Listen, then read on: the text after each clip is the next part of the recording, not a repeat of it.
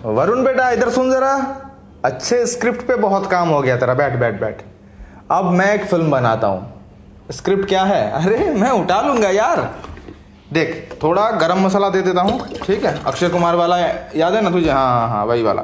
थोड़ा पति पत्नी और वो दो अभी रिलीज हुआ ना हाल ही में, आयुष्मान खुराना का, वो थोड़ा डाल देते हैं।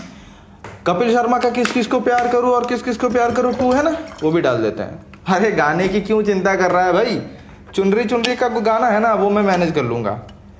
नाम है जवानी इश्क होता है, वो डाल देते हैं ना, वो मेरे पास है। हाँ हाँ वही वाला। ठीक है, अब इसको उबाल के तेरा फिल्म बना देते हैं, ठीक है ना बेटा? तो दोस्तों मच अवेटेड मूवी तो नहीं कहूंगा, लेकिन है जवानी इश्क होना है, इसका ट्रेलर रिलीज हो चुका है। ट्रेलर में कहानी तो पूरा समझ में आ चुका है, इतना भी समझ में आ चुका है जो आपने पहले देखा। मैं आपको बता दूं कि इस मूवी में डेविड धवन को लगा कि पुराने जितने भी मूवीज है उनसे थोड़ा बहुत स्क्रिप्ट में ले लेता हूं और एक मिला जुला सा बना देता हूं। कुछ यही हुआ है। वरुण धवन की यहाँ पे जो स्टोरी समझ में आ रहा है कि वो पहले मृणाल ठाकुर से शादी कर चुके होते हैं, लेकिन उन दोनों में अब रिश्ता ठीक ठाक नहीं चल रहा है, जिस वजह से वो डिवोर्स देना चाहते हैं। और डिवोर्स से पहले भी एक बार मिले प्रोटेक्शन के साथ, लेकिन प्रोटेक्शन काम नहीं किया। फिर क्या था, मृणाल ठाकुर को बच्चा होने वाला था और इसी बीच में जैसे ही डिवोर्स होने वाला था, वो डिवोर्स से पहले ही दूसरी लड़की यानी कि पूजा हेगड़े के साथ रिश्ते में बंध जाते हैं। वरुण धवन को लगता है कि अब सब कुछ सॉर्ट हो जाएगा क्योंकि दोनों तरफ से डिवोर्स ही मांगा गया है। पर बीच में होता यह है कि वो बच्चा होने वाला है, इसको लेकर मृणाल ठाकुर वरुण के घर में आ जाते हैं। लेकिन तब भी दोनों हीरोइंस को यानी कि घरवाली और बाहर वाली को अलग अलग रखा जाता है गरम मसाला स्टाइल में। और घरवाली बाहर वाली जैसे मैंने कहा,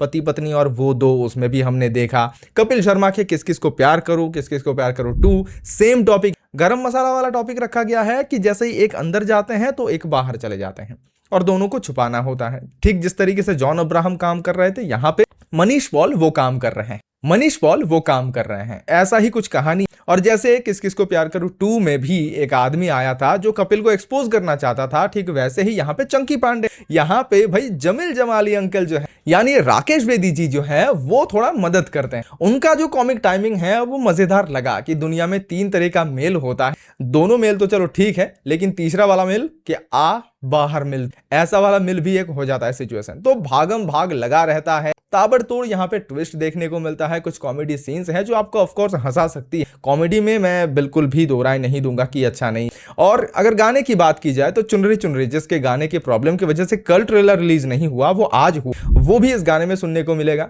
इस गाने का जो टाइटल ट्रैक है वो भी पुराने गाने से ही लिया गया है। तो लगभग ऐसा चीज है कि आपने इससे पहले कई बार देख लिया है, लेकिन अलग अलग यूनिवर्स से लिया गया और टोटल मिलाकर ये एक कहानी बनाया गया। वरुण धवन की एक्टिंग ऑफ कोर्स वैसा ही है जैसे हमने इससे पहले देखा था कॉमेडी मूवी में। अब बाकी किरदार किस तरीके से काम करेंगे वो बस देखना है। किरदार बोला तो मुझे याद आया भाई मौनी रॉय। यहाँ पे किस हिसाब से मौनी रॉय को यहाँ पे वरुण धवन के मां का किरदार दिया गया, वो भी एक नॉनवेज जोक के साथ। और ये जोक भी हमने देख लिया था सनी लियोनी के कुछ पुराने मूवीज में। जी हाँ, वैसा ही जो नॉनवेज वर्ड प्ले चल रहा होता है वैसा ही यहाँ पर लंदन को लेकर किया जाता है। तो दोस्तों नया कुछ नहीं था, पर देखकर मजा आया। आप अगर देखना चाहते हैं तो नजदीकी सिनेमा हॉल में जाकर जरूर देख सकते हैं इस सिनेमा को। जाना कब है भाई? 5 जून 2026 को। ज्यादा इंतजार नहीं करना पड़ेगा।